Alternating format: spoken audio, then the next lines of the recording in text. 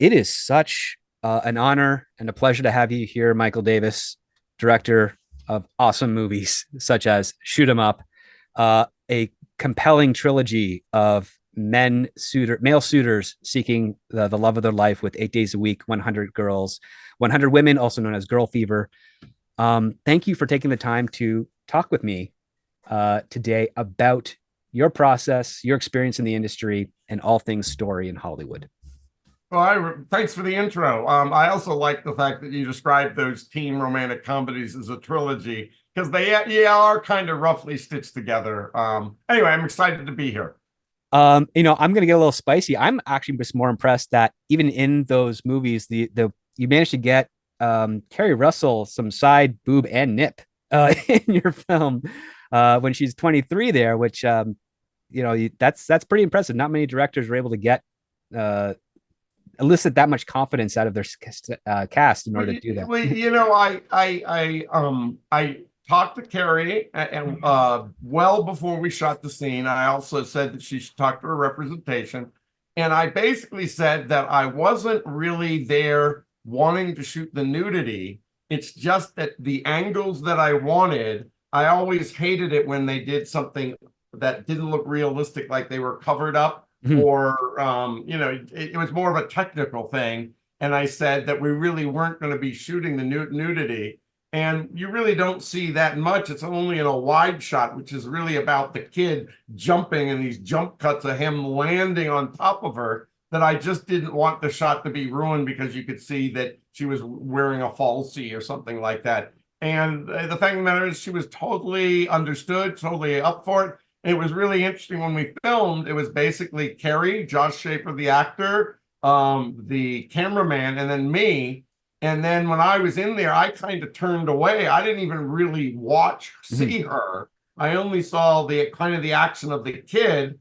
And although we filmed her nude, I never saw her nude because I was kind of saying, I'm so glad I can film this. I'm going to get what I wanted. But I really almost gave her privacy. Really only the cameraman and Josh, who got to see her that way. Yeah, but She was I a also real trooper. She was awesome.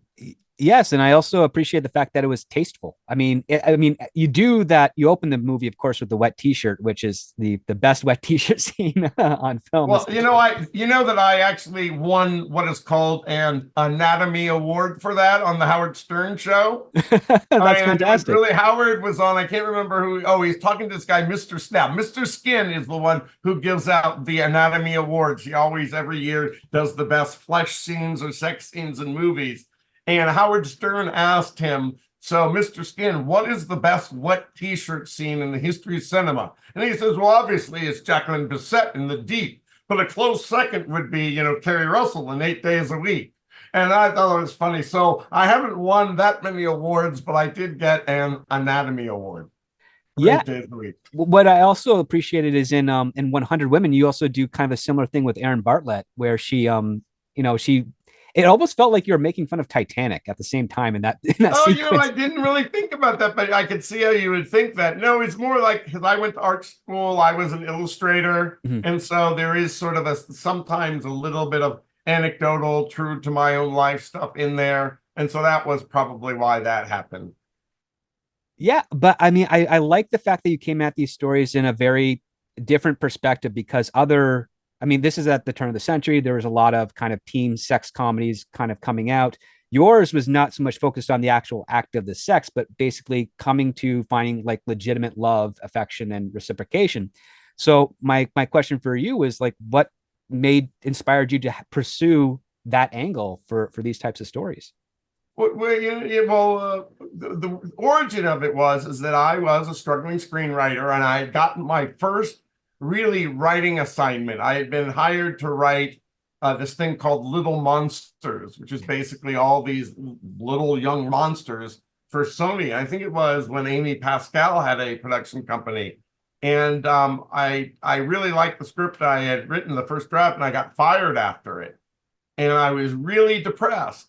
And I also wanted to be a director. And I had a little bit of an inheritance, and I started following like these indie filmmakers, like I had really liked Clerks. And I finally decided I'm just going to make an indie movie.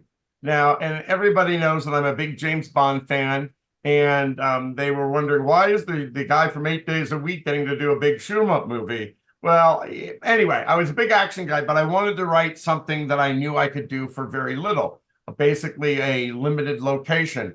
And it's so funny that in Shoot 'em Up, I kind of stole the Chow Yun's fat scene, where he's in the hospital with the baby shooting everybody. But there was this great scene in Cinema Paradiso where the projectionist tells the young man to stand underneath his love's window every night to win her love.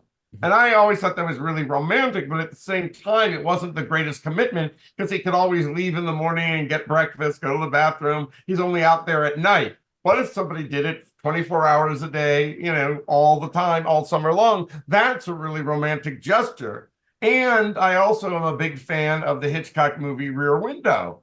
And I thought, if he's out there all the time, how do I fill out besides the romance, what else happens? And I'm like, he's Jimmy Stewart. He's getting to see what all his crazy neighbors are doing. And I get to basically emulate one of my favorite movies. So it was one location, which means I could do it inexpensively. It was romantic. And I also, and this kind of applies to, I tell a lot of writers to do this, is I'd always been told, just keep a notebook with you and write down all the little funny things that you see, because it's usually it's funnier if it's true and more authentic.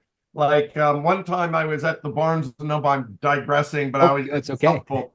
The cashier at the Barnes and Noble says, well, what color eyes are yours? And I go, oh, mine are hazel. And she goes, I have root beer colored eyes. Oh, that's great. I'm going to write that down. And I ended up using that in Monster Man because they're things you find in real life. So I had over the years collected all these funny ideas. Like, my parents had met over my dad's he had hemorrhoid surgery, and my mom was the nurse that redid his dressings. So she basically was seeing his traumatized sphincter, right? And she still fell in love with him. Well, that might be a funny backstory. And so I took all these true life funny experiences, and 8 days a week was a way to put that into my writing. So it kind of it was like I loved John Hughes, loved Rear Window, and that's how it kind of came together. Was that your question? Well, I mean, I just like the idea that the premise wasn't him motivated just to get into her pants. He actually wanted something more. Um, and I like Yeah, and the I fact. think I guess I mean that's the type of person I was. I was telling my son today, I never asked a girl out on a date that I wouldn't consider marrying. And I'm like, that's so stupid because you're going to miss out. You're not going to learn about yourself. Why don't you, if you just like somebody, don't make it so serious. But every girl that I dated, I had already said, well, I could picture myself marrying her. And it's like, that's crazy. But I think I was really romantic and very chivalrous, and and saw losing your virginity, making love as this really artistic, wonderful, magnificent thing, and not just this coarse animal act and trying to lost it. And so I guess maybe it's a reflection of me, and that's how it came about too. Um, I think that's actually why I think those movies kind of have a better resonance compared to, say, the American Pies, which definitely were big because they had the extreme and the gimmicks towards it, but there was something kind of missing. Like the heart kind of came in way too late, where yours, the heart kind of started at the start of of your story, and then all the way through, especially with the payoff of the next door neighbor who's building the Yes, tropical yeah. paradise inside his home. I thought that was Well, a great. because we're talking about screenwriting. I mean, I also benefited from the structure because it was really one kid's point of view. American Pie is more of an ensemble, even though there's the one main character. There is so many more of the buddies characters and side stories that needed to be serviced, that it's harder. There was less screen time to get invested in the hero, right? And so I think it helps when you really focus on one character that you can fall, love. And so that's why I think it resonates longer than American Pie. And so the other question I have for you, because you have this very fun gimmick that really does say this is a Michael Davis film, which is the best friend that's kind of a pervert. Well, again, I think sex is funny, Mhm. right? And so if you can find ways to make it funny, and it's also true, and I'm kind of a coarse person too. I just pitched myself as the romantic, but I'm always telling the inappropriate jokes at the dinner table. So again, it's really important that your scripts have your own voice, and I try to find places of to put myself in there or one of the characters as a reflection of me. And I'll go back to it's not quite the same thing, but in Shoot 'em Up, Paul Giamatti has this limerick about there once was a woman who was quite begat who had 3 kids named Nat, Pat, and Tat. She said it was fun in the breeding, but hell in the feeding when she found there was no tit for tat. Mhm. Well, that was a limerick that my dad told.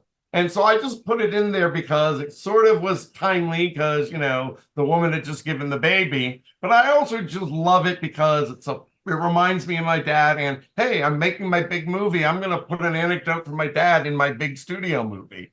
And so, number one, it does work. It's a great place for comedy, but also, in screenplays, you want to have it be about a battle of values, right? Mhm. And a discussion of something. What is love? What is young love? How do you win the girl? And so you need to have opposing viewpoints. And so if you want to make the lead this romantic, likable guy who's really smart, you need to have the counterpoint.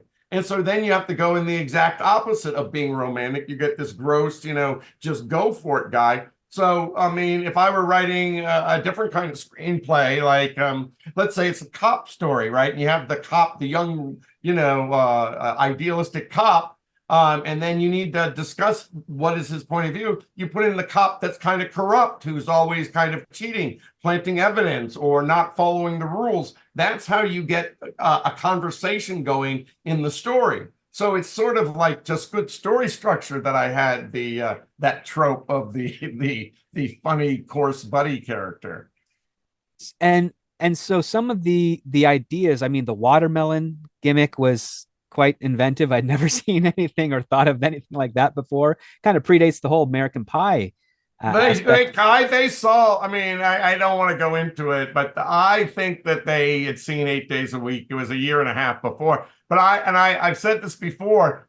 I understand that the American Pie, it's a great title and whatever, but there's no resistance in an apple pie. I don't understand. With a watermelon, at least it would work. You put a hole, right? It's going to Mhm. stand up to the activity. With an apple pie, one movement and the whole thing's going to go to crumble. I never understood why anybody would suggest American doing an apple pie as a simulation, right? Yeah. And they built the whole premise around it. But that the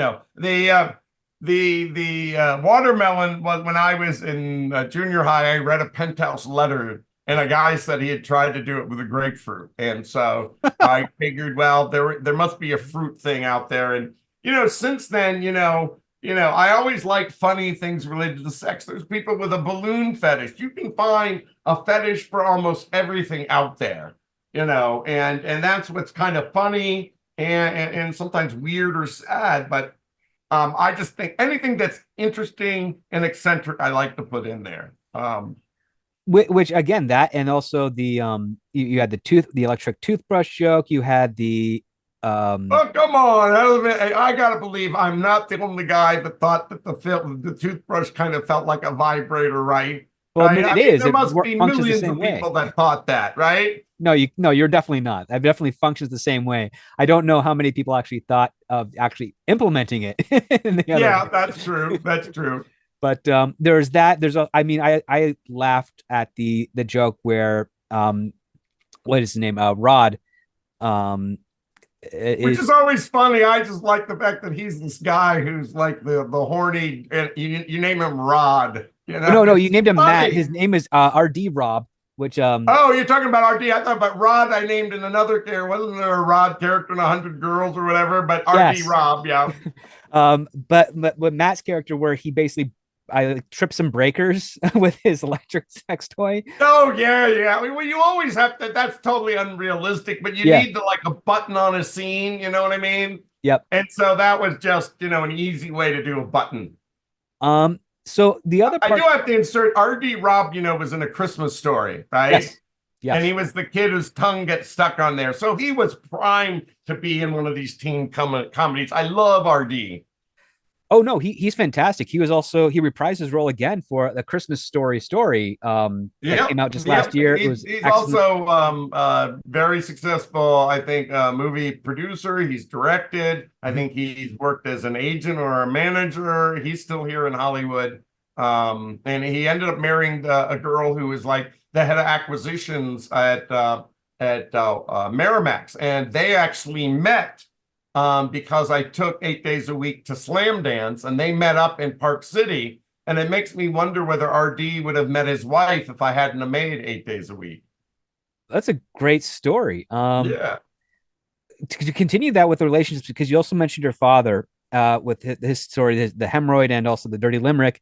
What inspired you with regards to 8 days a week for the father to be embarrassed that his son is across the street, given the fact that now he's alone with his beautiful wife 24/7 and doesn't have to worry about sneaking around his kid? Like, did that idea ever pop into your head? Or The thing about it is that they you've read this thing. The romantic comedy is a harder story to structure because the two love interests are both the protagonists and antagonists, Mhm. right?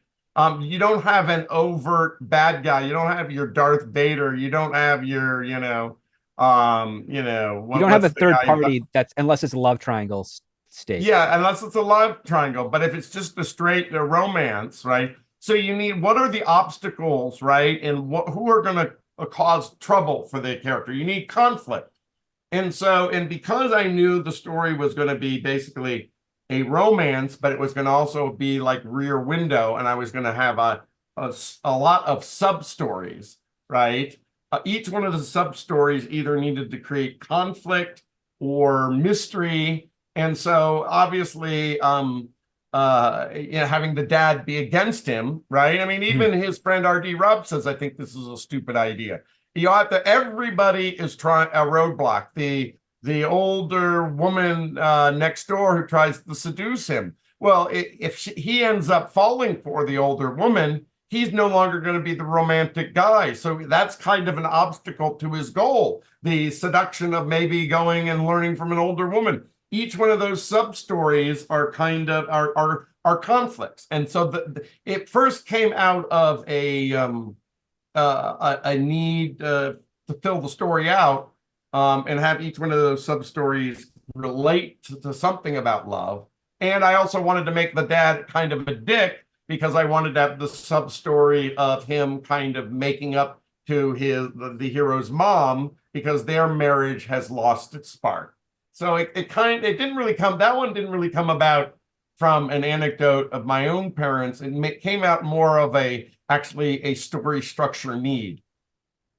That's fantastic because I think that also pairs well to you mentioned the character of the divorcee. That's Mrs. Lewis, played by Catherine Hicks, who was fantastic. She's from the Chucky movies. She also Mm-hmm. Star Trek 4. Um, you have her story, which is that she feels like she's no longer attractive, so she's working out a lot in front of this, and she finally seduces the main character, and then eventually makes her way with your pervert best friend in the movie. But then you Yeah. also have the old lady who everyone thinks is kind of crazy, but she's actually got a method to her madness, which ends up not being madness at all. And I love the revelation of the how sometimes what the other people think is weird is actually just the most easiest and logical route, because each one of these characters, not only do they pique the main character Peter's curiosity, but they also challenge his commitment to what he's actually doing. Whereas he has his oracle and his mentor and his grandfather who really gets his grandson, is like, I will embarrass myself to get you what you need to learn.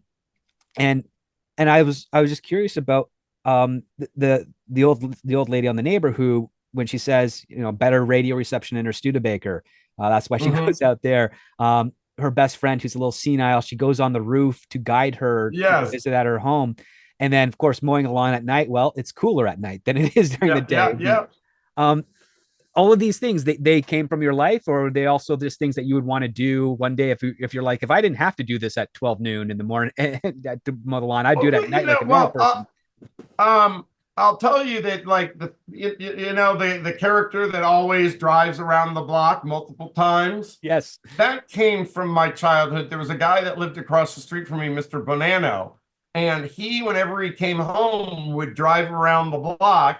And I lived in Washington, D.C., so we didn't know what he did. We either thought that he worked for the CIA and he was worried about being followed home, or because he was Bonanno, maybe he had some mob connections and he was worried about being followed. But that was actually something true that I put into the screenplay.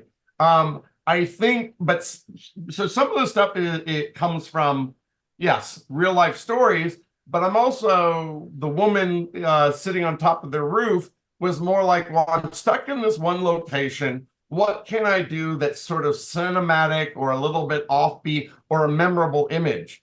And so oftentimes when I'm starting to write a script, I don't start by looking at the blank computer page. I think that's really daunting. Mm-hmm. I end up having like just sheets of paper that I doodle on, or I write little notes or ideas. Sometimes I'll make little boxy flowcharts because it's easier to feel like, hey, I can write down this idea. It's not committed. It doesn't look like a line of dialogue. Oh man, that's shitty. Whenever you're looking at your computer, it always feels more like it's the final version or it's getting closer. And that's daunting. That's why I always make sure I have a ton of these papers, all these stacks of crazy papers that are just brainstorms. And on that one, I probably was drawing like a little house. And oh, it'd be nice to see somebody up there silhouetted that is sort of this absurd, like weird. What are the weird images or compelling images that I can use in this limited location?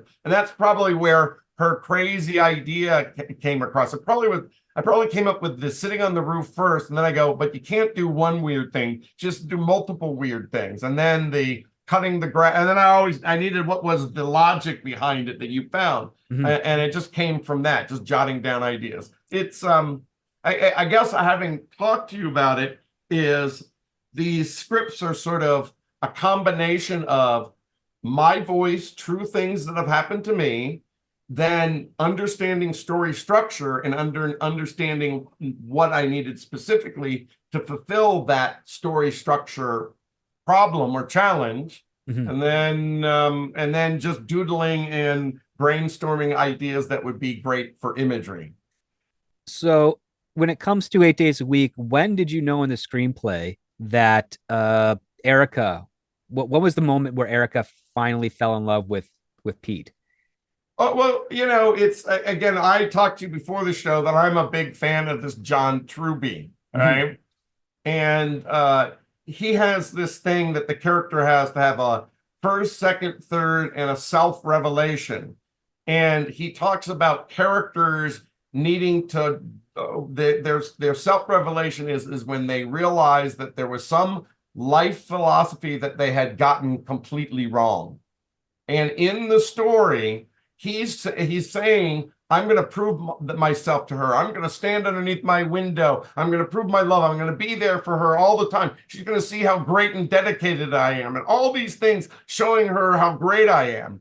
But the thing is until he has the self-esteem to say, I love myself, I'm so awesome, she should know by now that I'm awesome. And if she doesn't, screw her. And he walks away. When he walks away and says, I'm no longer going to be, I don't have to show her anymore. I know I'm awesome. She's Mm-hmm. got to come after me, or she's not worth it.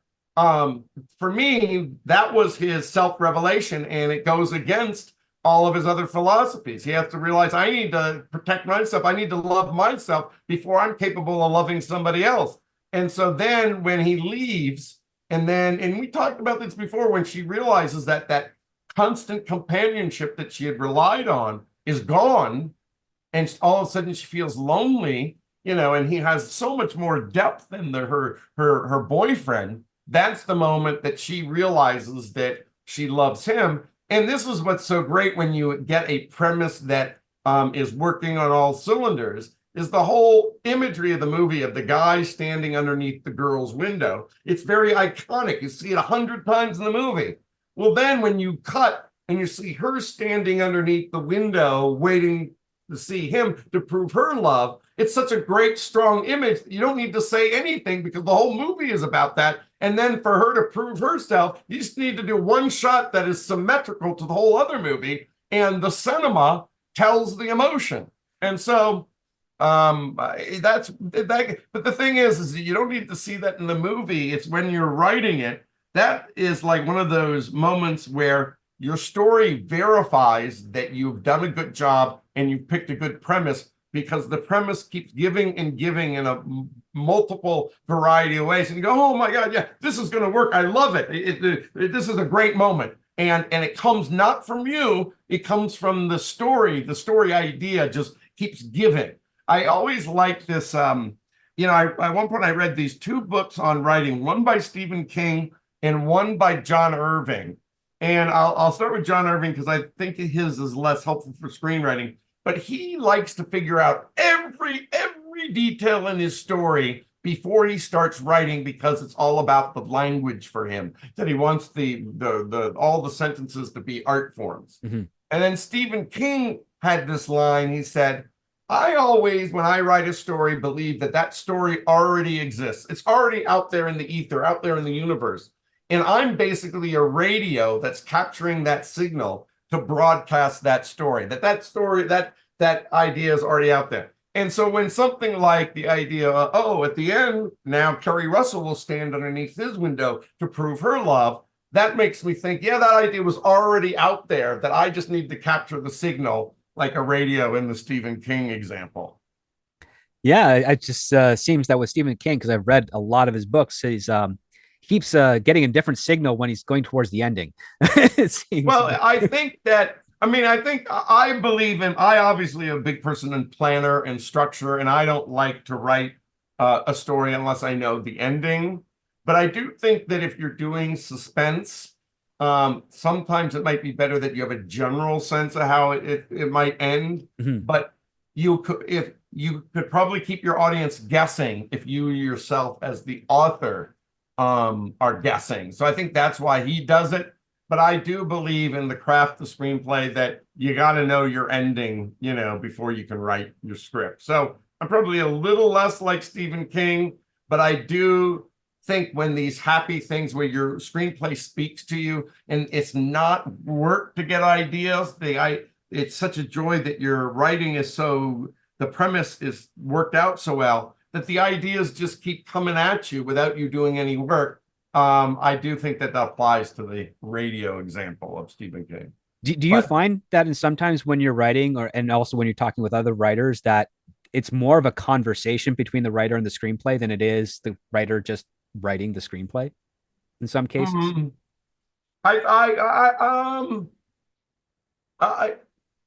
I guess, one of the things, again, that I like that he might not have in his book, John Truby, is he says to people, if you're looking for a story to write, but you're not sure what you should write, he says, write about a problem that you have yet to solve in your own life. So that when you write and finish the screenplay, if you don't sell the screenplay or it doesn't get mad, you get at least this benefit that you had a conversation with yourself to solve a problem through the writing, a problem that you have in your own life. And so I guess if I look at it in that context, it is kind of a conversation, but I'm always talking to myself, or, that whole thing where I'm jotting down, my little thumbnails or my brainstorming on sheets of paper. I'm kind of already having a conversation with myself, whether I'm working on the script or not. But yes, because you hopefully there's an element of yourself in each of the characters. Like I had the idea for Shoot 'Em Up for years. I had this image of him delivering a baby in the middle of a gunfight, and then instead of like in the Chow Yun-fat, John Woo movie where the ending is just Chow Yun-fat and the baby, I'm saying the whole idea, it's a great idea, the most innocent thing in the world with a gunman, that's a whole movie. Mm-hmm. And so I had that. But I didn't know how to give that character any value or the story any value. I didn't really know how to, I didn't know how to write it. I didn't have enough ideas. I knew it was a fun idea. And then, and this is sort of like what Truby says is, maybe try to solve a problem in your own life. And I had gotten to the point with my feelings about the film because I was really angry. Here I'm a hardworking guy. I storyboard. I'm really disciplined. I directed, top of my class at USC, and I can't make any traction in the film business. I'm angry, right? Mm-hmm. And so then I decided that, well, maybe I should make this character and shoot him up, the so-called angriest man in the world. Well, then I know how this character is going to talk because he's always going to be talking about the things that he hates. And it also kind of, again, I kind of stole again from a foreign film. There's this great movie, Diva. I don't know if you've ever seen this, but there's these two kind of henchmen, hitmen or whatever. And one of them is always, he only says, I hate this. I hate classical music. I hate donuts, right? And so my character talks a little bit more, but I kind of like this guy that hates everything. Well, my guy's just somebody who is angry about everything. And because I was angry, maybe there was an element of me having a conversation on the page. Like, I always hate these people in their rich cars, right? They're always the most privileged drivers on the road. Well, I'm gonna have that in the movie, but instead of me just being pissed off and giving the guy the finger, I'm gonna have my Clive Owen character run him off the road. So I don't know whether I'm not sure whether conversation is the right word, but you do find that yourself is leaping out of yourself into the page, and then something happens that you go, oh, that's me, but it's a movie. I have to dramatize it or exaggerate it more to movieorize it. Then the script comes back and speaks to me. Well, that's a good idea, Michael, but you need to make it more than just something that you're thinking, more of you. You need to make it movie-esque. Does that make sense? Yeah, it absolutely does, because this goes into my other part, because you just described the Smith character from Shoot 'Em Up. So, as the angriest guy in the world. So my question for you is, when doing character introductions, how important are character introductions, and how do you think is the best, what do you, in your experience, is the best method to approach a character introduction? It's interesting. So I went to art school before film school. I was an illustration major, and they were very much into problem solving. And my favorite assignment at Parsons School of Design was, the teacher said, bring me back an illustration of a household machine, show its scale and function in an interesting way. And so I ended up taking a staple gun, but the staple gun was being held by like a marshal, a cowboy, right? And against the wall, he had staple gunned the clothes of the bandito up against the wall to kind of capture him. And so I kind of like that kind of thinking, and I always apply it to the entrances and exits or entrances of all my characters, because, and every writing guru will tell you that the first time you see somebody, it's the best opportunity for you to understand who that person is, because you're the spotlight. Who is this new person? And it's really great if you can very quickly identify who that person is, whether it's their unique way of speaking, whether their unique values, or what is their what are they doing. Mm-hmm. And I do think that those kinds of things are, I did an okay job in Shoot 'Em Up. If I were to criticize Shoot 'Em Up, I had wanted to make it like this Run Lola Run movie, which it was just all cinema, her running to save her boyfriend. I didn't quite achieve it. I wanted this Run Lola Run with a gun, where it was just gunfight after gunfight, action, movement, movement, movement. It was like going to be this cinematic, like, tidal wave, right? Hmm. But no, I had to have some story. But I do criticize that Shoot 'Em Up is a little bit underpopulated, and there's not very much world building. And so I think, Smith's entrance is him alone on a bench. And the one thing that his problem is that he's angry. His angriness has made him be this isolated person. Obviously, that's not the right way to live. I mean, again, I go back to Truby. He says that theme is illustrated through a character's change. And the theme should be showing us the right way to live in this world. And at the beginning, Mr. Smith, Clive Owen, is alone. He doesn't want to get into any other people's business, but obviously it's the wrong way to live because he doesn't look very happy. He has nobody in his life. There's nothing, there's no joy in his life. He's just like there. He's the living dead. And at the end, he has a kind of a new family with the DQ character and the child. And he's somebody that is no longer isolating himself. He wants to give. It's kind of very similar to like the Humphrey Bogart character in Casablanca. He doesn't want to be a participant. He doesn't want to get involved. The world. He's sad. But getting involved only brings on more sadness. So we kind of his entrances. We see him alone on the park bench, and we see this lady in danger, and then the bad guy chases her. And you see that he knows the right thing to do is to get involved, but he really doesn't. You can see he reluctantly is going to get involved. And so that kind of illustrates the bigger problem I told you is he doesn't want to get involved, but his solution to his life problem or the theme is that he needs to become part of the world. He needs to embrace people and not be alone. And so I totally think entrances, every single character. I mean, it's not quite the same thing, but well, it is. I just finished reading this Michael Richards book. He played Kramer on Seinfeld in his biography, and he kind of canceled himself out by saying some, bad things at his stand-up comedy, and he basically disappeared from Hollywood and all this stuff. But he's always talking about Kramer's entrances. I mean, if you're talking about somebody who you can identify immediately from 2 seconds from their entrances, it's Kramer when he comes in and he's wacky and he's high energy and his hair is everywhere. Well, this guy is a weirdo, but probably dynamic and passionate. So yes, I actually love, one of my favorite part of screenwriting is how can I, in a very concise way, tell people who this person is by their entrance. It's a problem-solving thing, but it's always joyous when you find out to figure out a great entrance. Or when I'm in the movie theater and I see something that I go, oh my God, that's a great entrance. I just love it. And then I also know that I'm in the hands of a really great writer when I see in other movies great entrances.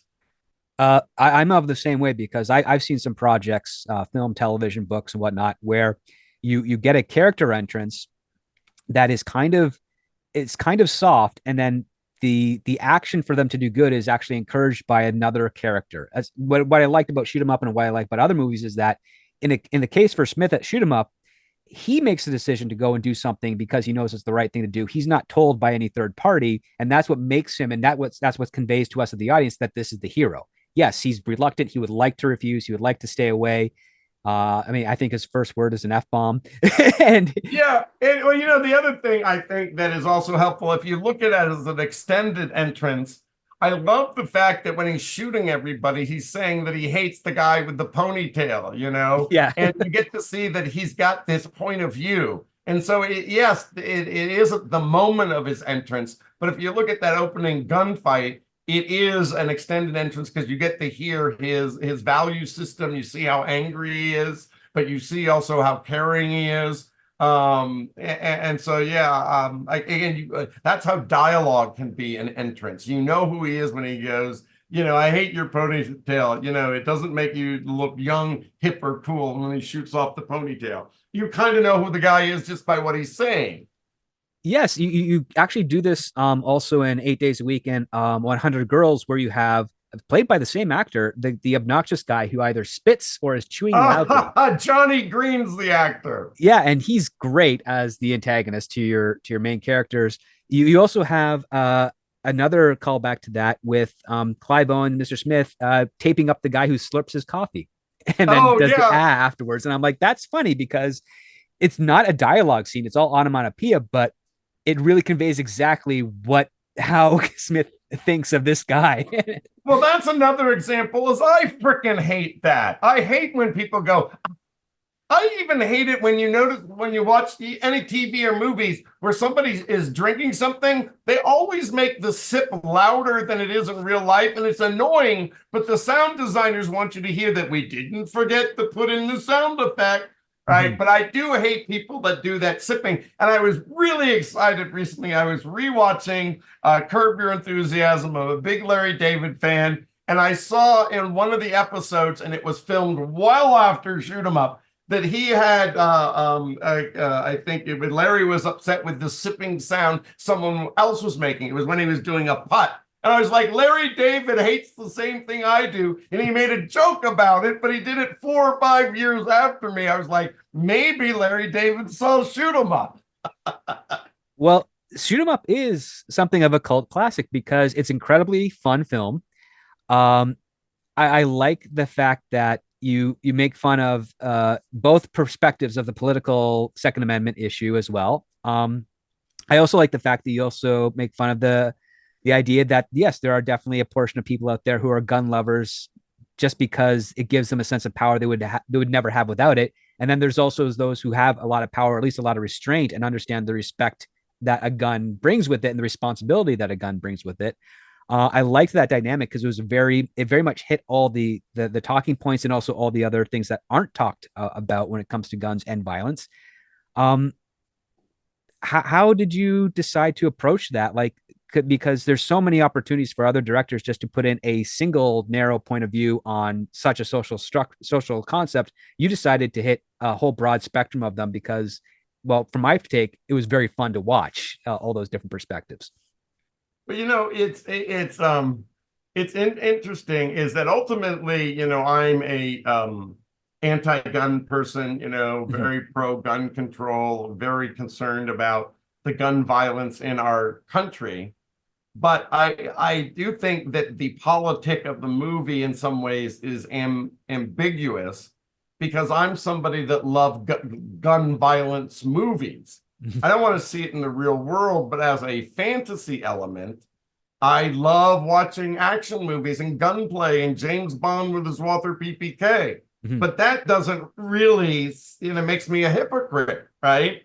And there is this love affair of, a gun or violence, sex and violence in the movies, and that's kind of what a lot of shoot 'em up is. And so, to be fair with you, I don't think that there all the things you talked about, the different points of view are there, but I don't think the final messaging at the end of the movie is very clear because I probably didn't have it. I was probably fooling myself by, hey, if I'm kind of making fun of, hey, it's a anti-gun movie wrapped up in a gunplay movie, that's already interesting enough and topical enough and worth a discussion and is so-called sophisticated. Mhm. But in the really it was the easiest way to, I guess, layer the script, but I don't think I was fully responsible to if I were to. I'm not fully responsible to my politics. Like if somebody said to me, Michael, we're going to institute, all these great gun control things, we're going to make it harder for people to get guns. We're going to get rid of, these rapid fire guns and all that kind of stuff. But also that means that we're going to not have guns in the movie. You can never make an action movie with a gun again. I would be totally for that. I'd be great. Get rid of the violence on screen, get rid of the violence off the street. But obviously, that's a fantasy. Mhm. Um, so I like what I did in the movie, but I don't think I was entirely successful. It's very interesting, but it really is. The film reflects how conflicted I am. My politics are anti-gun, but man, do I love watching gunplay in the movies. And I think that's a lot of how America is that we like to think that we're all super duper good guys, right? We liberated Europe. We, won World War II. We're Jimmy Stewart. Mr. Smith goes to the Washington. We're the good guys, right? But there are some things in our society that we're not so great. We're definitely not the culture that liberated America, Europe. We are there's there's a lot of darkness in America. We're not apple pie, and maybe the movie has a little bit of that schizophrenia in it. But I love shoot 'em up, and it was mostly made for fun. So I didn't want to make the messaging so strong that it would go, oh my God, that guy's so full of shit. The message of the movie is I love going into movies and having a fun time and feeling like I'm a hero. And I love feeling like I'm in the middle of the gunfight and I am Mr. Smith, I am James Bond. And Mhm. boy, that was a fun ride. That was my main goal. And I don't think from any kind of messaging, I was very successful and I didn't really focus on it. But I can tell you that all the things that I've expressed to you here that I think are weaknesses, I was aware of when I made the script and when I made the movie. But I also think that I couldn't make the movie better by addressing that. And that reminds me, I had this great art teacher, David Pasalacqua. He also did a whole bunch of movie posters. He did The Outlaw Josie Wales, if you remember the sketch of Clint Eastwood. Oh Anyway, yeah. he said, in terms of your drawing or your art style, he says, your mistakes are your style.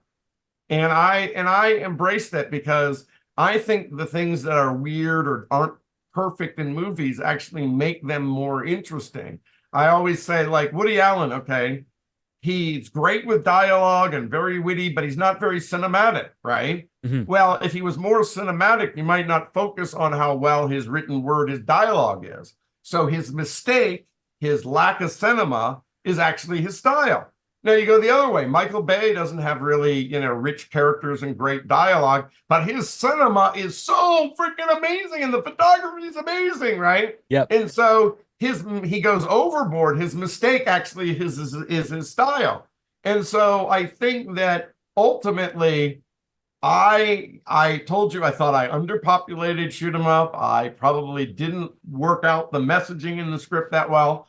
But I sure do love action gun scenes, and I wanted to make it the most fun you could have with a gun, and that's what I did. And maybe the script in the film is unbalanced because it. And in many ways, if you took one of those action scenes or two of them and placed in another action movie, the movie wouldn't have seen those scenes wouldn't have seemed so outlandish. But the fact that you have one crazy scene after another, it creates this wild, crazy, surreal, over the top, bombastic experience.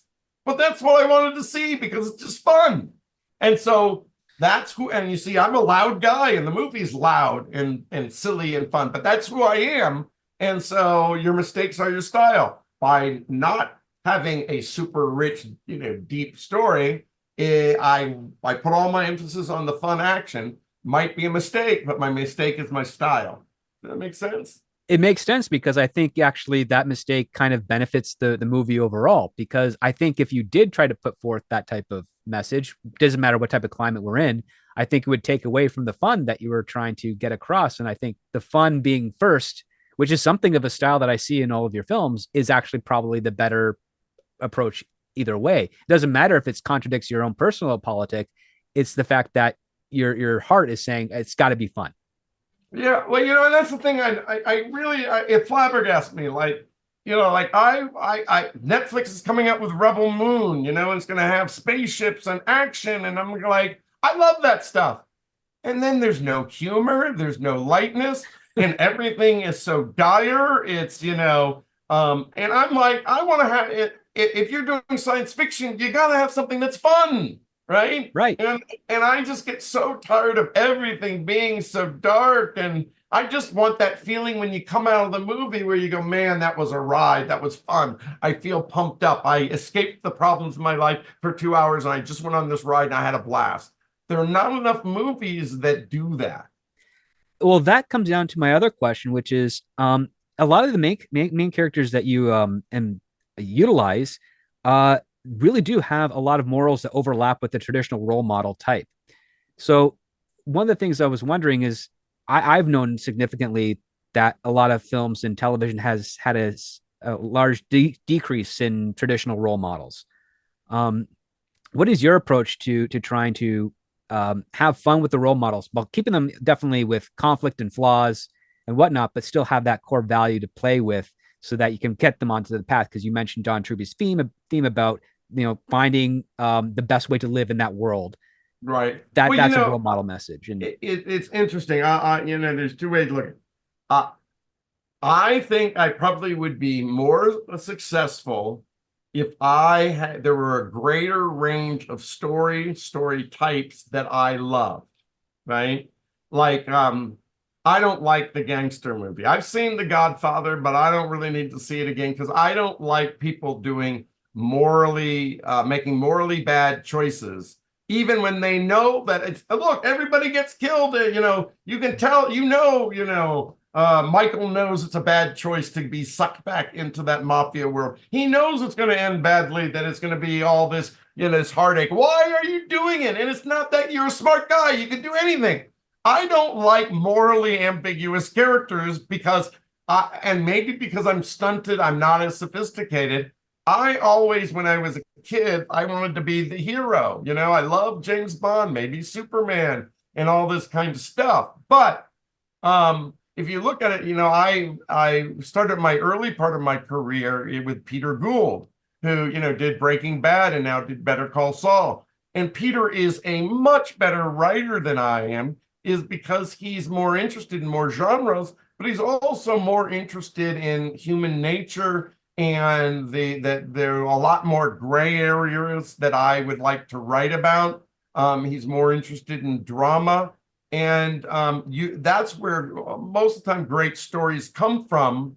And I have a limited view. I just want to do great fun, right? mhm. And that's limiting. I mean, at a certain point, if you have a really smart story and you get people totally involved and it's great entertainment, and maybe I'm just not, I mean, I always wonder, I used to get A's on all my term papers, whether it was from junior high on. And I was really great at analyzing the themes and all those when, in English class. And I really loved figuring out the symbolism and all that stuff. And I'm like, why is it in my storytelling or the scripts that I'm not as interested in writing a script or a story that could win an Academy Award? What happened to that kid in high school that was so smart and loved dissecting novels? How come I don't bring that level of a sophistication to it? And I think probably, again, when I was a kid, I suffered from depression. My parents sent me to psychiatrists. I was really a very unhappy kid, and I battled depression on and off my whole life. And when I was a kid, whenever I went to the movies and I got lost in another world, it made me happy, or it gave me a break from this brain cloud. I love James Bond so much. I never listened to rock and roll. I ended up tape recording all the James Bond movies off the set, off the TV set, or going and sneaking a tape recorder into the movie theaters and recording it off the screen. And every day when I came to do my homework, I'd listen to the James Bond movies, and not, I didn't know anything about rock and roll. The only albums I ever bought in my life was one when I was young. I bought a Partridge Family album, and once I bought a Bee Gees album. Wow, I have terrible taste. And I must have listened to each James Bond movie 200 times because James Bond was the person I was, this nerdy, unattractive, couldn't get girls guy, right? But James Bond was everything I wanted to be: handsome, smart, dynamic, and he got rid of evil, right? Mhm. And because James Bond and then later Star Wars really gave me so much joy that I think it maybe stunted my writing, that the only kind of stories I wanted to tell would be ones that brought you joy, that made you feel really good at the end of the movie. I mean, it's so funny. After Shoot 'em Up, I did the rounds, and there was one manager, and he says, it's really great you got to do Shoot 'em Up. You made this great action movie. Now you can move to move to the thriller genre, like making a James Gray movie. And I'm like, James Gray movies are totally boring to me. I would never want to make a James Gray movie, right? They're Mhm. just too thoughtful, too smart, and they're not fun. They might be brilliant, but they're not fun. I just want to make something fun. So I don't remember exactly where your question came from, but I think that my movies are an expression of myself, which I really like. But I also think that my range probably is not as great as other filmmakers that, are great filmmakers. but that's okay. Well, no, I think that is okay because the cinema hooks kids because it's fun. Yeah. And as you grow older, it keeps people there when it gets a little bit more on the cerebral side, but you always need that reminder of the fun to sort of recapture why you got invested in it in the first place. Now, my question was about role models, and you may brought up a great one. James Bond is actually a really cool role Oh model yeah. So in the now, sense that now I know where you're going with it. in the Yeah, sense that go. he's serving for a higher purpose, but he's got a great deal of flaws that also make him very interesting. He is definitely battling depression. He's a womanizer. He's an alcoholic, but he's living the life that he has to live because tomorrow could never come in his line of work. So you have that justification. Then when you go to something that you mentioned with Star Wars, you have Luke Skywalker, who's a farm boy who has this fantasy of this type of hero that his father was before he passed away, only to go on to an adventure to find out that his father was not really a hero but a villain. And his desperation to not want to believe that his father is a villain is compels him to do everything he can to try and bring that his father out of darkness, to show like, you may have done these bad things, but that's out of an external corruption. It's not who you were. And I'm here to remind you who you were because I believe in you. Even if it is a fantasy, I think you could actually make that fantasy a reality. And that's what makes that trilogy so special and so amazing. And it also leans into a lot of the fun. What I really liked about Shoot 'em Up is the fact that he's this guy who is alone, and his circumstances have put him into this surrogate family that he ends up really valuing at the end, to the point where he's following, DQ, and then he gets off as a one stop because he has no idea where she is, and then finds that she's right there. And the moment that there's that conflict of someone trying to rob her store, he's like, nope, I'm protecting this, and it's not even a hesitation that we got at the start of the movie. It's a commitment that we have at the end to show his arc, which I think is what makes him an admirable role model. But I also think the fun comes into the fact that he has this commentary on people Yeah. and their idiosyncrasies. And you, I mean, I can tell from watching your films, you definitely do not appreciate grown men with ponytails because it seems kind of silly. Yeah, well, it is the hardest thing is to make a basically a really noble hero, an interesting hero, and to make him flawed, right? Yes. And but you get the Humphrey Bogarts, you get the Han Solo. I mean, there a lot of times it always works. It's not necessarily original of the guy that's withdrawn who then gets pulled back to help others. He's kind of self-focused. It's much easier to write, and many times they're way more interesting to write flawed characters.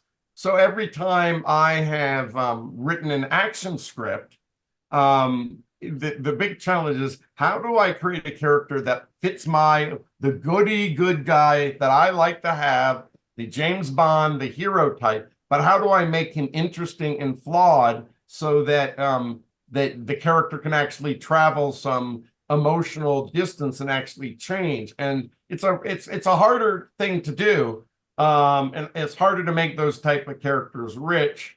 And I appreciate what you said, because that was basically the foundation and the structure. And I knew that my story was simplistic, but if I knew I made this guy who doesn't want to get involved, but then finds love and becomes engaged, well, that's enough of a character arc, enough of an emotional change that I can hang all this fun stuff on. Um, uh, so anyway, but there is definitely a moral code. People hate this, but you can try this on people, and I actually think it kind of works. Okay, um, I say that people that like watching The Sopranos are more likely to be morally gray in their own lives than people that don't like The Sopranos.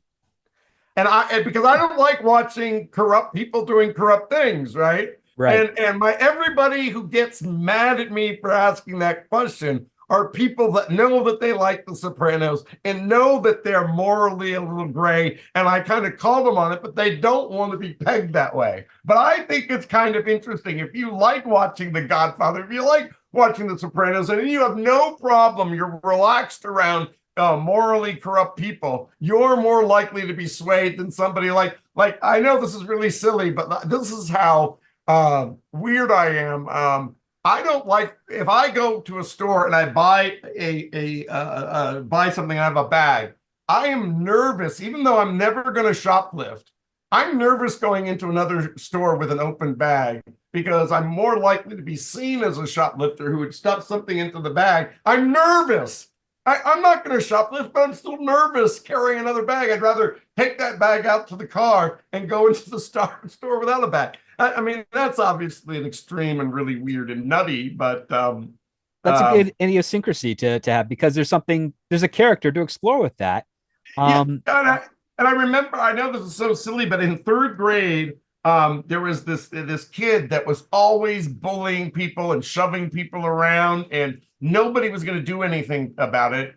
And he was way bigger than me, but I stood up to him, right? mhm. And and I was a good wrestler. He eventually would beat me, right? And I would get hurt, and then I was taken into the principal's office, and I kept telling the principal, this guy's a jerk. Nobody's standing up to him. I finally confronted him, and that's why I was wrestling with him because nobody on the playground. I really remember sacrificing myself, knowing I was going to lose, knowing I was going to get beat up, knowing I was going to feel pain, but I felt that I had to stand up for everybody else on the playground. Nobody else was standing up to him, and I think that's who I've been, my whole life. Whether it's stupid or not.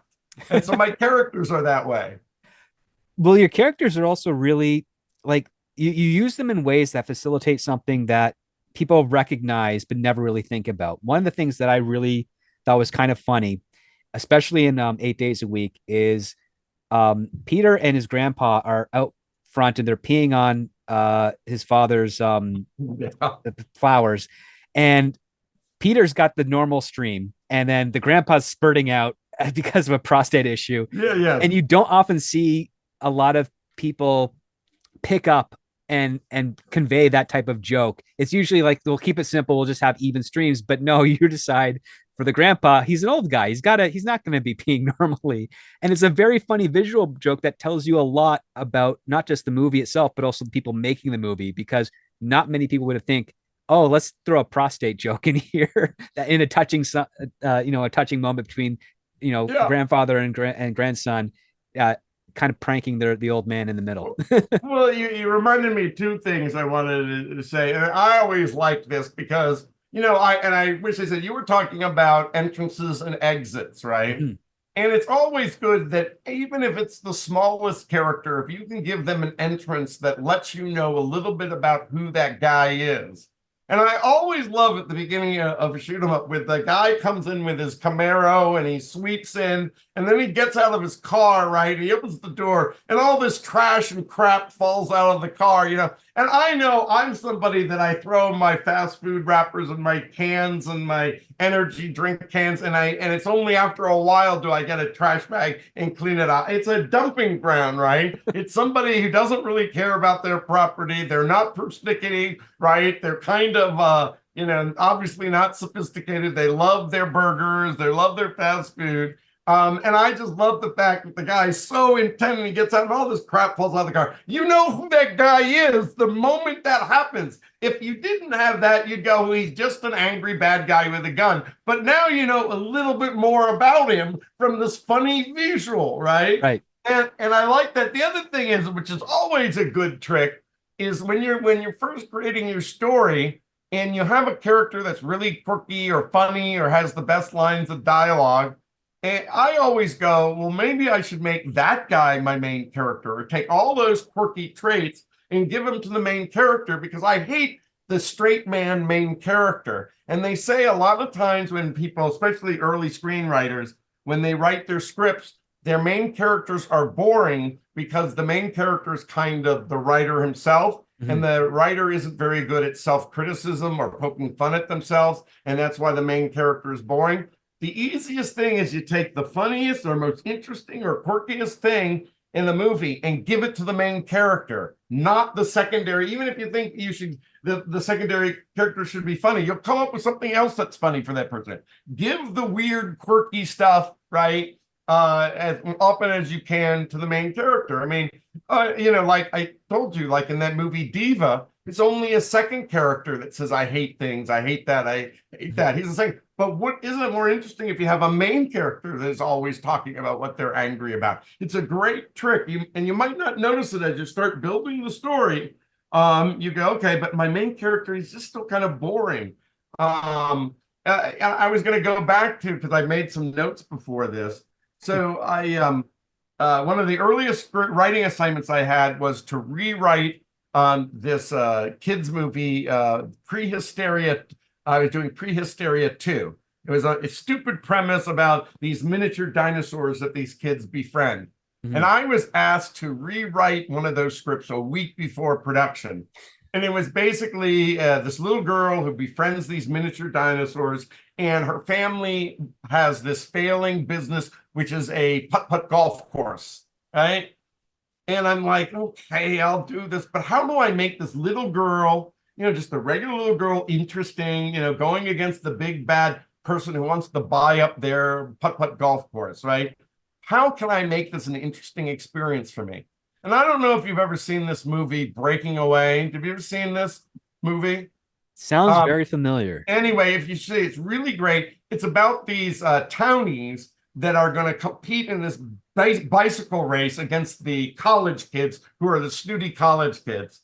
And the kid that's the really good bicyclist, Dennis Christopher, is so into bicycling, he's following all the Italian bicycles, right? That he decides he's going to be just like the Italians. He's going to start speaking Italian. He's going to shave his legs like the Italians. He's only going to eat Italian food, and he eats, and plays the great symphonies, the Rossinis, and that's all. And he's this regular American kid from Indiana, but everything, he's obsessed with the Italians and the Italian bike riders, right?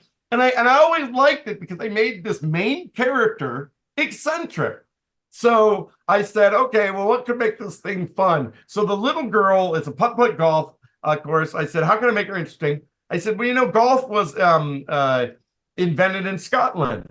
So I'm going to do the same thing as Breaking Away. I'm going to make her obsessed with golf and obsessed with Scotland. So she's always talking in a Scottish accent. She talks like Sean Connery is her favorite actor, right? She likes to eat haggis, right? Sometimes she dresses with the plaid of the Scots, right? And all these things, and she knows all the trivia about Scotland. And so I took this really boring, it would have been just a boring everyday American kid. And at least when I was writing the script, the character was colorful, it was funny, she was funny, and I found I enjoyed writing it because I was researching, what's the trivia of golf? What's the trivia of haggis? What's in haggis? What are funny phrases or slang that's Scottish slang? And so by researching it, part of the fun of writing a screenplay is you get to kind of research and live another life. If you're doing a cop story, or let's say you're doing a pirate story, well, you got to research pirates.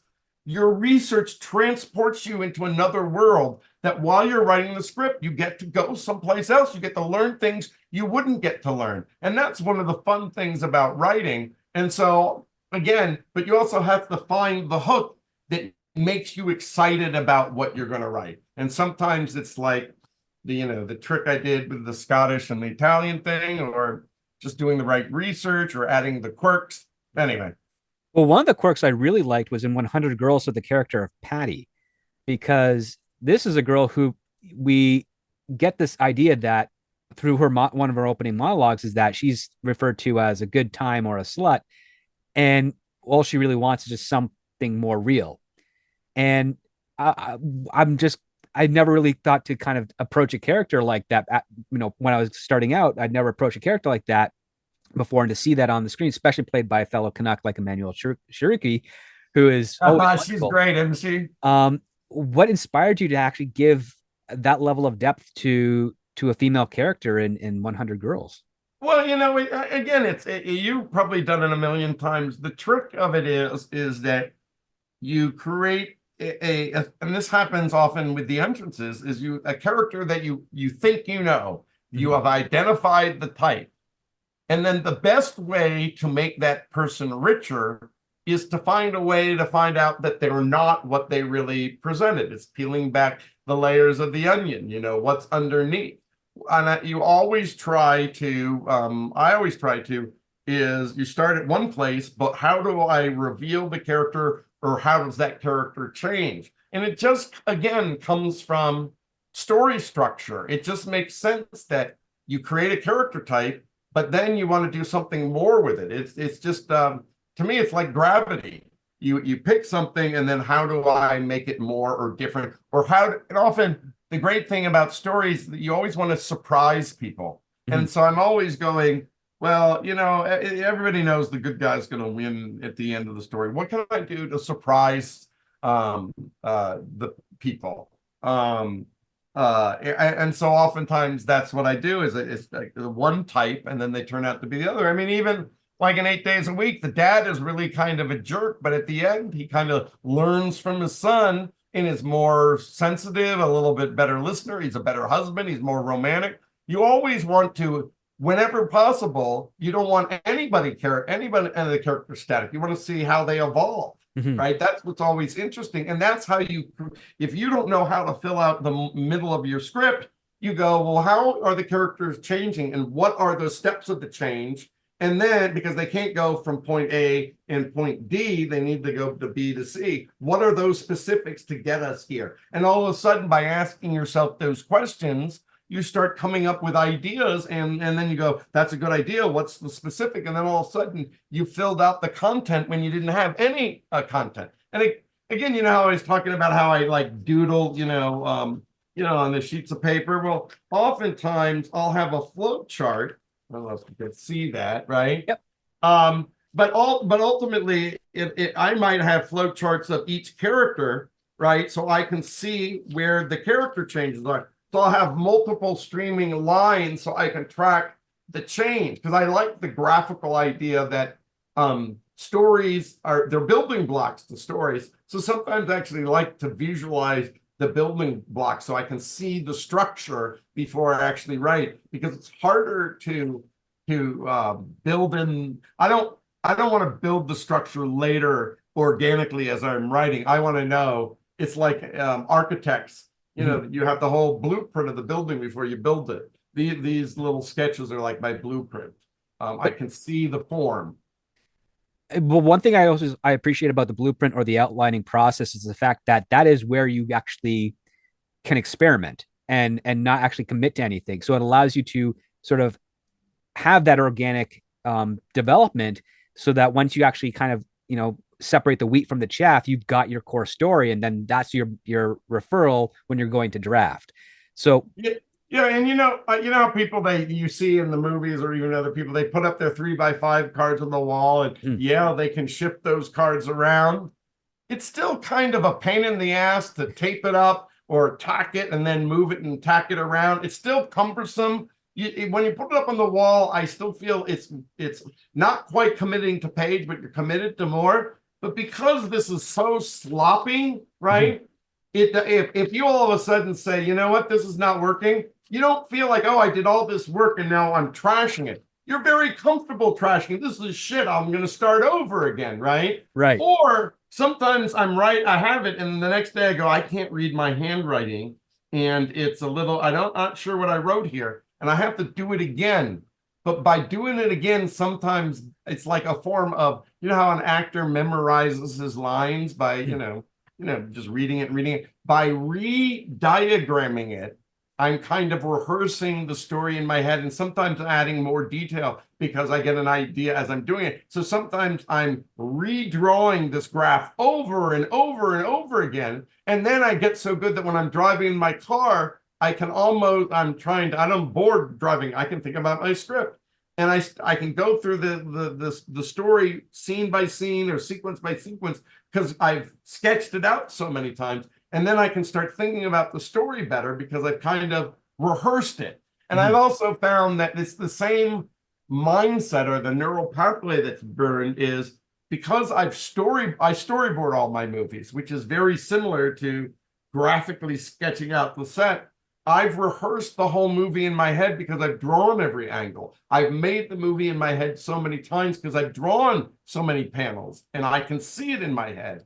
I find it very helpful, because also when I'm on, this is a not writing thing, a directing thing, is I told you, you're always reducing your shot list. You have a vision of these 25 shots you want to get. Well, it's an hour left and you only got 17 shots. How are you going to make the thing work? Well, because I've storyboarded it, and when I'm storyboarding it, I figured out multiple ways I could visualize the scene. I have this flexibility. I can immediately figure out, oh, okay, I remember I had a simpler way of doing that. And and then I make the scene. I only get 20 shots, not 25 shots, but it still works. It's a form of rehearsal. And, a big thing on, this, uh, burning your neural pathways. That's where habits are. If you're somebody that likes to exercise every day, your brain almost needs that jog every day because you burn the neural pathways. That's what the brain is. If Mhm. you're a funny person and is always remembering your jokes, you're burning a neural pathway. Well, I kind of think, again, it's just my stupid, crazy theory, but I do think these things like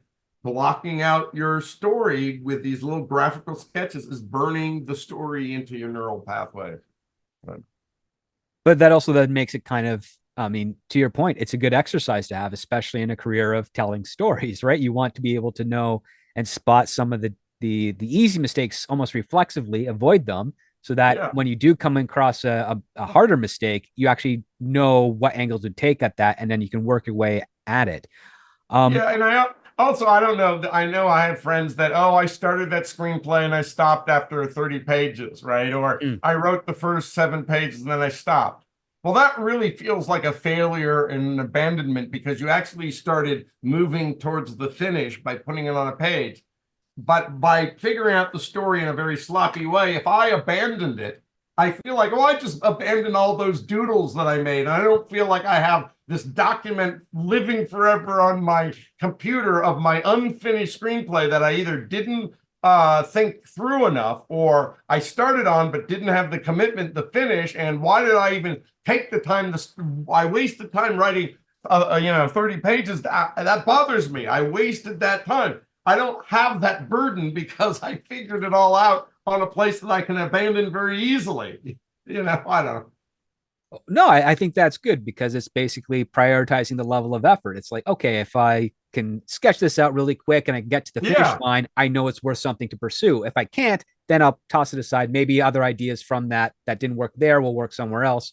But that's something you can bank but I somewhere. also think the bigger thing is it liberates you when you are unafraid of just throwing down ideas. It's easier to put out ideas because there's no pressure on it. Mm-hmm. But once you start going through the screenplay and it seems a little bit more finished, there's more pressure for it to be good, right? And sometimes you tighten up. And I think by keeping everything super casual, it's like easier to spitball and saying there are no bad ideas. But once you go to onto the writing the script where it looks more finished, you're evaluating, does that look like the right idea? How's my description? Did I describe the place right? Is it too wordy? Is it too long? And it becomes all this stuff. But if you're so relaxed that you could just write it on some shitty piece of paper, right? It frees you up and you get more ideas and you get better ideas because you just feel more open to being creative. You're not feeling stifled because you don't have to be perfect. You can make tons of mistakes. You can throw it out. Yeah, And I mean, you're in that the disposable page because I mean, I have family members that are carpenters. They could build a house without a blueprint, but yeah, that house would look very boring and simple. But if they were to sit down and actually plan out a blueprint, they would actually build something far more gorgeous, far yeah, more to their yeah. style. And I think that's what I really appreciate about the outlining process, whether it's just the flow chart that you have or just jotting down notes. It always makes me laugh whenever I hear writers say, "Oh, I never outline." And it's like, Oh, well, that's crazy. your first draft is your outline because if you never rewrite, then you're only outlining it. Well, I always hated in the movies or TV shows where they have a character that has writer's block and they have their empty page there and then they write a sentence and then they delete it on their computer, right? And they Mhm. have no notes. There's nothing else. There's no books for research. They just think they're going to start writing. They haven't outlined. They don't have note cards. They're just going to start writing from the stream of consciousness. And no writer in the world that I know works that way, right? And again, sometimes at a certain point, I get so many of these stacks of paper, right? And this is when I go, now I have so many ideas, I can no longer contain or organize my ideas. Now it's going to be liberating to write because now I have all these ideas and I'm afraid to lose them. and but now I can organize them I'm ready to write the script because I can organize them so I won't forget them. And I'm gonna write a lot of pages fast because I want to get it down before I forget it. Right. Yep. And some people are like, I want to be a screenwriter. I like writing, but it's hard to get started or whatever. I like when I get to the point where I feel so compelled to write and I have so many ideas, it's a relief. And then I'm writing so much because it makes me feel good because I'm getting these things out that I think are gems that I won't forget. Even if I'm not, I'm always like, whenever I'm writing and I go, oh, I have an idea, but that's like for 70 pages from now. I always have these notes. It's like, I have the, scenes 1 through 7. And then there are all these weird notes that are at the bottom of the page, right? Yep. And then I'm always checking, did I forget that? Or I need an idea here. I'm a little bit drawing up. And then, oh, I forgot that I was going to put that idea in. I'm having the formatted script and then I'm still having a messy version at the end of it that are just these grab bag ideas. I just think figuring out what's best for you to keep your mental state right when you're writing. And I always tell people I try to write fast so I can outright my self-doubt. Because sometimes you can get through a point in the script where you go, this is not so good. Why not even write this? I just spent 2 months on this, man, Yeah. and I write to get that first draft. Because once I have the first draft, it's so much easier to rewrite. And in some ways, it's more pleasurable because everything you do is making it better and is calculated. And I just don't want to get to the point where I'm doubting myself that I abandon it. So I try to write as fast as I can before I doubt that it was worth doing. No, and to your point, I mean, you're the only one who can see this, but on this wall here are all my notes that I doodle down. Just this is stuff that I've had up here for only a week, and I keep adding to it, and then I have to take stuff down and then write. That's the process. That's the thing that I mean, even to the people who follow me and ask for my advice, I always say, if anyone tells you don't outline, that's foolish aspects. There's some writers that are good enough, deadline writers, for instance. These are people that they always work on a 1 week or 1 month deadline. They don't worry about outlining. They just have this skill where they just know how to meet the deadline, know how to hit all the beats they have to hit, and then get the product out. But for you want to actually get good to the point where we reflexively can write a story. Well, you got to know what you're writing first so that you actually have that drive. It's not just an assignment gig that someone's saying, hey, I've got a man and woman, romantic love story. They hate each other, but then they fall in love at the end. Write me 90 pages, go. You already have that target in mind. You know where you're going. But if you're trying to do something of yourself to show your own style, your own voice, with a spec script, you have to figure out what story you want to tell, the best one you want to do. Ideally, you want to write what you know. And if there's such subject you're interested in that you don't know much about, do the research so you know what you're writing about, and just do the legwork. But don't be so wrapped up in the legwork that it hampers you from actually getting to your draft. It's all about just getting. It's I always find that there's there at the beginning, I don't have enough ideas for this thing, and then you start working on it. And then you get to the point where you go, oh, I'm almost at the point where I think I have too many ideas. And also these ideas now need to be organized. And I've sort of organized them, but I always find there come a point where I have to start writing. I like it because the story and my investment in it kind of tells me when I'm ready. You know what I mean? But you are right. I mean, I think there's a time to outline, but I do know that there are people that spend too much outlining and then they defeat themselves and they go, well, I couldn't solve it in the outline stage, so I didn't write it. And part of it, those people are procrastinating because there's still a level of fear about committing to something or committing to writing. But everybody's different. Everybody has to find out what their methodology is. The only thing I would say is just find a way to early on not to self-censor yourself and find a way to just throw out as many ideas as possible and not be afraid that some of them aren't going to work or be bad ideas. Yeah, because you never know. You never know that a bad idea might end up having a great reception to the right people to help. Or a bad idea turns into a whole other idea for another story. I mean, that's my favorite aspect. I mean, I've Yeah. seen movies where I'm like, those are terrible ideas, but I could take that idea and put into an original story of my own that where that idea works and flourishes so much better. But speaking of original stuff, you've got Blast 'em Up, which is your spiritual sequel to Shoot 'em Up. Please tell me a little bit about this because I think this is like the first time where you're kind of revisiting characters, or Yeah. at least certain character archetypes back from another film, right? To a degree. Well, yeah, I'm very fortunate that I've been able to write, I've been able to direct my stuff, I storyboard, I was for a brief time an animator, and I'm kind of an older guy, and I feel like I've succeeded to the middle.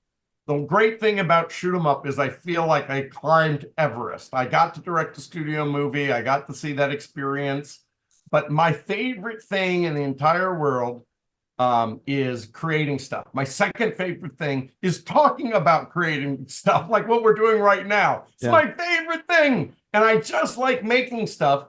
In Hollywood, it's so hard to get anything made. And it's always such a period of time between making stuff and then hustling and trying to get the opportunity to make other things. And I'm at the point now where I just want to make stuff. And I have taught myself CGI animation, and previous to this, I wrote, directed, and 2D animated, drew all by myself an animated feature named Next, called Next. And it was so liberating. It was the greatest auteur experience. I found that I could make a movie all by myself. And to me, that's the most liberating thing in the world. Rather than chasing all these millions of dollars and waiting on the star to say yes, I'm kind of the way I get over being the angriest man in the world and being Mr. Smith is I know nobody can stop me from making a movie. So I've taught myself the CGI, but again, I am still thinking, how will I get this movie seen? You need to either have a star, or it has to be a Marvel character. It needs to be a known IP. Is it doing Robin Hood or Sherlock Holmes again? You're still in this world. Audiences like to know what they're getting. And so I thought about, hey, maybe I should do a sequel to Shoot 'em Up. But then I was thinking, then I have to go to New Line. I have to convince them to give me the rights. And it just seemed like too much work. And I've always loved robots and aliens and spaceships. And I go, why don't I do a Shoot 'em Up like action movie, but in the future? And why don't I call it Blast 'em Up? So the people that are fans of Shoot 'em Up will know that Blast 'em Up has to be from the guy who did Shoot 'em Up. It's not a sequel, but it's kind of a spiritual follow-up. It's Mm-hmm. kind of the same way as you described the trilogy. 8 days a week, 100 girls and 100 women aren't related, but thematically and stylistically, they're totally a trilogy. And so I am making this thing called Blast 'em Up. You could probably go on the internet. There's trailers out there. It looks really cool. And it's going to be all the cool things you can do with a blaster rather than a gun. Shoot them up to blast them up. And I am going to find a way to make it. I've animated about 2 minutes of it. I've tried doing a crowdfunding thing. I don't think it's going to work out, but that's okay. It was always a way to maybe make it easier to make Blast 'em Up, but it wasn't going to stop me. I'm basically a guy who can make a movie on my computer, and that's what it is. Blast 'em Up. Is that enough of a kind of Well, I mean, um, I've seen some of the footage, which looks absolutely fantastic. The fact that you're able to kind of do this through a CGI program on your own is quite impressive because even doing that 10 years ago would have taken a team of like 30 people all the time in the world to kind of just get those few minutes. So, well, I actually did. If you see the trailer, I did that trailer, all of it in 3 weeks, from the character modeling to the set building to the animation to the lighting to the editing. Everything I did in 3 weeks all by myself. And that's the thing that I'm also excited about, is that I'd like to share that process with other animators, other people that want to have a story they want to tell and they can't afford it or they can't find traction in Hollywood. You could actually, if it fits an animation style, you could make the movie all by yourself. If Blast 'em Up was a studio movie, it'd probably be $100 million movie. And Mhm. Here, it's going to cost nothing to build all these sets and do all this sci-fi stuff. And I'm not going to I'm not going to have anybody going, oh, that's too crazy or too expensive. I can do whatever I want. And I hope maybe to inspire other animators and other filmmakers that they could do their movie this way. I think that's a noble effort too, because I mean, It's not noble. It's just going to be fun for me. well, I mean, And it's fun for you, but the you, I like talking about making stuff. So again, it's just what's fun for me. But I appreciate you saying it's noble. But well, because it's inspirational into the fact yeah, that, yeah, okay, if you can all right. prove that you can do it, then anyone can, because as the technology gets easier to, or at least easier to use, it opens up a large variety. And one thing that keeps Hollywood alive, or at least keeps storytelling and entertainment as we recognize it alive, is the fresh voices that can come in. And lowering some of these obstacles with regards to technology and finances, which are really the two big ones that hold a lot of people back, kind of allows for a lot more risk, a lot more ideas, a lot more inventiveness to be explored. And Well, uh, the other thing I would say is besides the animation, the technical thing, I've seen so much great animation out there by people, that just make these shorts and all that stuff. But the one thing that I don't think is strong is the writing. mhm. And that's why your show is such a benefit. The most important thing in any film is the writing. And I wish that more people that are going out there and making things would first get it right by learning story. And that's what's great about your show, is that you get all these different filmmakers coming in and they're giving you different ideas about how they write, but also probably there are all these universals of what makes a good story and how do you write a good screenplay that comes together from your show.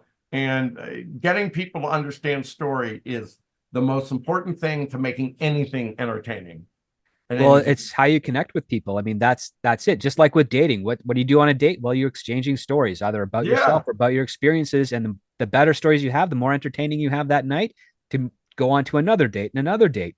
And speaking of these types of stories, in which case you have that blast 'em up movie. Have you ever thought about your girl trilogy and be like, where are these characters now? Like, would you ever? Yeah. I have thought about that. Here's, well, this is the interesting thing is, when I was writing 8 days a week, I loved this Australian movie, The Year My Voice Broke. And it was distributed in a number of movie theaters, I think by Samuel Goldwyn.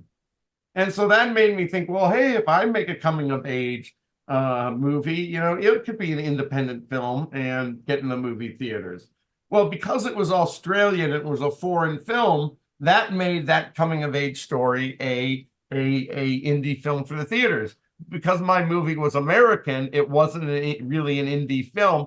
And a lot of times, I wish that I had, instead of written, I had a lot of distributors saying, the movies, people that go to see independent movies are people in their 20s and early 30s. And they don't really want to see somebody in their teens. They want to see somebody in their 20s or 30s. Mhm. And if I were to do it all over again, I would have taken the whole sensibility and the sexual frankness and the romance and all that stuff and made it for like 20 or 30-year-olds, right? Mhm. And this is just a theory. I'm not saying this is what happened, but I remember after the guy who did Freaks and Geeks and 40-Year-Old Virgin, Oh, Judd Judd Apatow. Apatow, Yeah. okay? He, at this point, he'd done The Cable Guy and he'd written in TV, and he was a big deal, but I didn't really like The Cable Guy, so I didn't really know if he was going to be a big deal. And I went in to meet with his VP at his production company, and the guy said, Judd really loved your movie. I think it was for 8 days a week. It could have been for 100 Girls. It was either one. And Judd really likes to collaborate, and you can see from his movies how he brought up Seth Rogen and all that stuff. And he started talking about, maybe you could think about something that you would want to work with Judd on, and da da da da. And when you go around town, this, you take all these meetings. If you did the chore that every meeting assigns you, like, hey, come back with us with another action movie, or come up with, hey, why don't you come here and do a idea for Michael J. Fox? if you did that for every meeting you took, you'd never get anything done.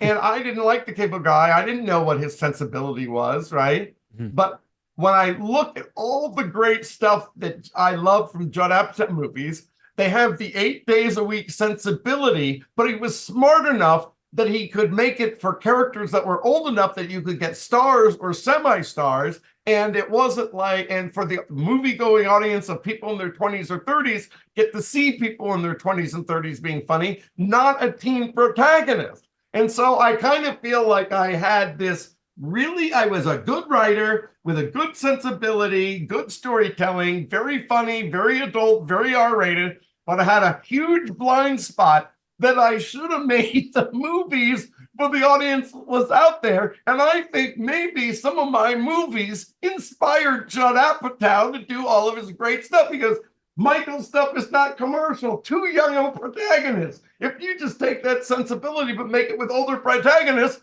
that's going to be gold. And it is gold. Well, I mean, he helped get Katherine Heigl's career an extra boost after 100 Girls, because she did 40-year-old Oh, virgin. that's Or no, right. That's right. sorry, knocked up. Knocked up was what she. Yeah, knocked up. Yeah, and then But it's interesting that sometimes, yeah, and again, everybody has blind spots, or everybody like I know this is that you sometimes need to step out of yourself, and if you want to be a bigger success, maybe you can do 80% of what you like, but if you're smart and you adapt, maybe you could make your stuff even more commercial. Like I remember when Shoot 'em Up was about to come out, and our friend came over and she brought her son, who was like 16 or 17, and I showed him the trailer to Shoot 'em Up. He goes, "Oh my God, man, you're gonna be the shit. This is amazing," right? yeah. Well, he wasn't old enough to go to the R-rated movie, right? And I remember at one point, one of the executives at New Line said, he made, it was a joke, but I paused. He goes, "Oh, we just got a note from down up above. You know, they want you to turn Shoot 'em Up into a PG-13." And then he goes, "No, just joking," right? But now I think back on it, and I don't know whether or not all the gunplay and all the bullets flying, it would ever have been PG-13. But if it didn't have all the blood and all whatever, but it had all the set pieces of like the spinning the carousel or whatever, if I had made Shoot 'em Up PG-13, maybe it would have been a hit, because all those young boys, like I was with the James Bond movies, would have wanted to go to see the movie multiple times. Maybe it would have been a hit. Maybe if I had gotten out of my, I'm going to make this the ultimate R-rated American John Woo movie. That's what it really was, American John Woo movie. Maybe if I'd stepped back and said, well, maybe it would be better if it was PG-13, maybe the movie would have been a hit, and maybe I would be somewhere else. I don't know.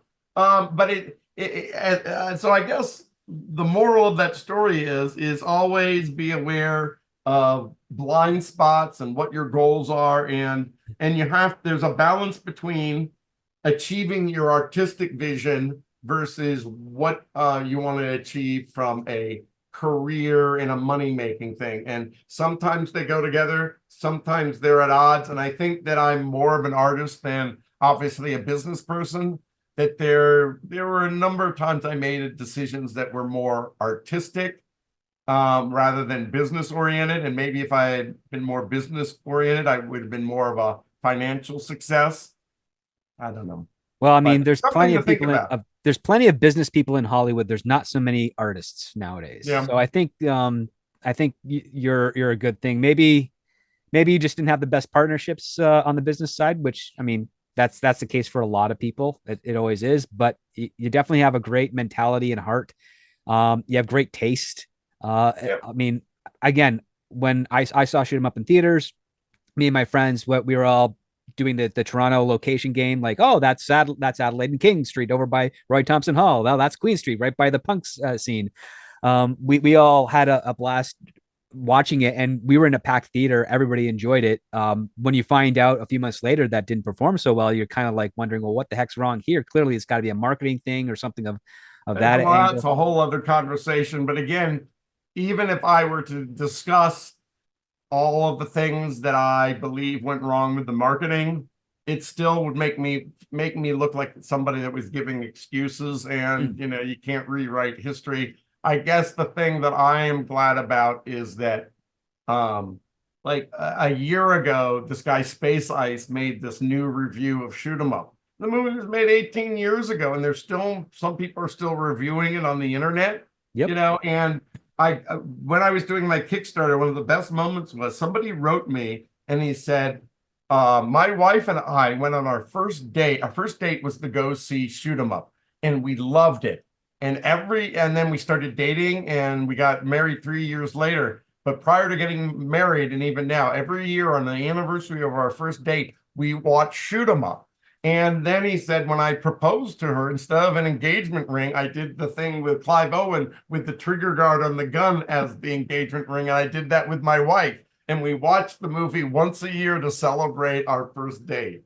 And that's freaking amazing, That that is, yeah. a movie can have that kind of effect. And, uh, the only regrets I have about the films that I made is I wish that they were successful enough so that it would have been easier for me to go on to make another film.